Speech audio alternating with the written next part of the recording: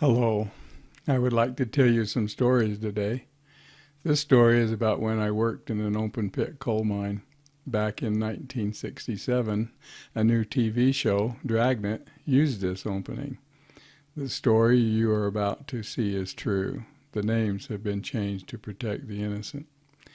My stories are also true, and I do not name any names.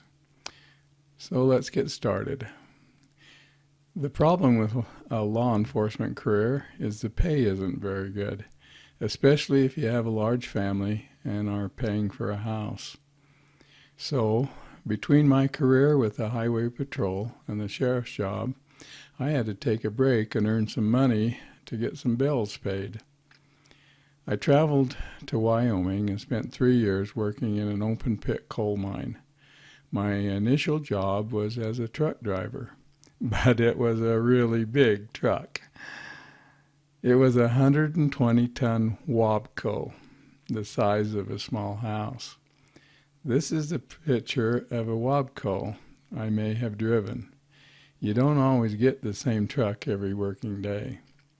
The kids by the tire are my children. We wanted them to show the size differences. The tires are taller than I could jump to. The truck has a large diesel-powered generator that feeds 4 electrical motors. You don't use a gas pedal. The diesel generator runs at a constant speed. The pedal controls how much electricity the wheel motors get, which includes electrical retarders for braking.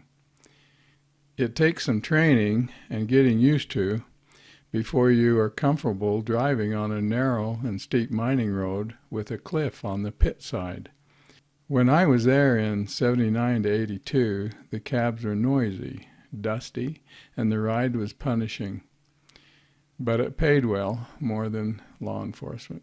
The open pit mine I worked in contained seams of coal covered by overburden, which has to be removed to expose the coal seam.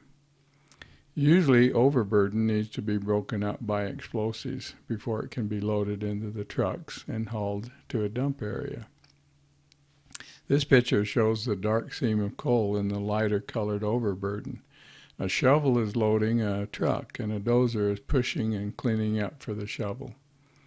Coal from the seams is taken to a site where it can be processed for shipment or local use. We use some.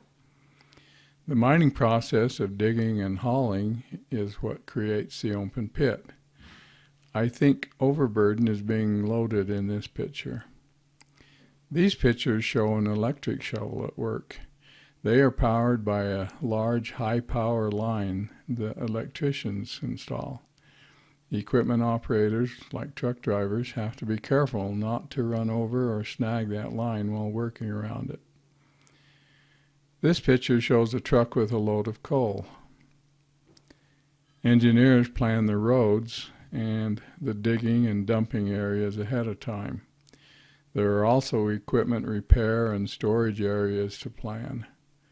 Mechanics maintain and repair all of the equipment like the trucks and scrapers and dozers and rubber-tired loaders and electrical and engine-powered shovels and all the equipment at the mine. This picture shows a mechanic doing some repairs.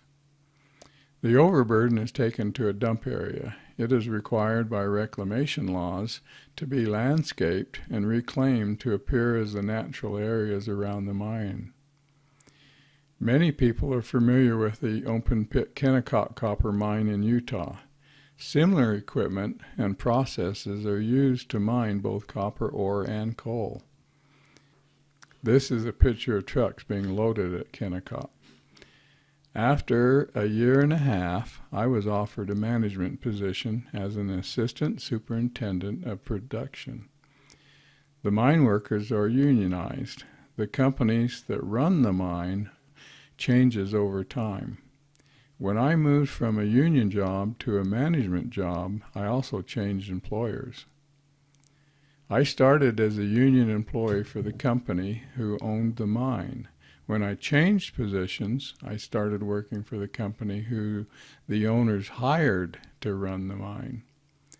Before I could become an assistant superintendent of production, I had to pass a Wyoming state test for surface coal mine foreman. I still have the original certificate. It was not an easy test, but I was motivated. The shift work was 2 weeks on day, 2 weeks on swing, and 2 weeks on graveyard. It was really difficult for me on the graveyard shift because I don't adjust my sleeping patterns that fast. A house with young kids makes it harder to sleep during the daytime. My wife tells me I was pretty grumpy all the time. But a mine doesn't make a good place to sleep. Foremen drive pickup trucks. This picture shows the difference between a pickup truck and a Wabco. Pickup drivers always give the right-of-way to the larger trucks, or they should, but sometimes they make a mistake.